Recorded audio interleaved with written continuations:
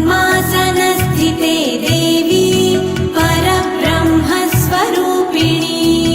परमेशी जगन्मातर् महालक्ष्मी नमोऽस्तुते। श्वेताम्बरधरे देवी नानालङ्कारभूषिते जगत्स्थिते जगन्मातर् महालक्ष्मी नमोऽस्तुते। महादेव्यै च विद्महे विष्णुपत्न्यै च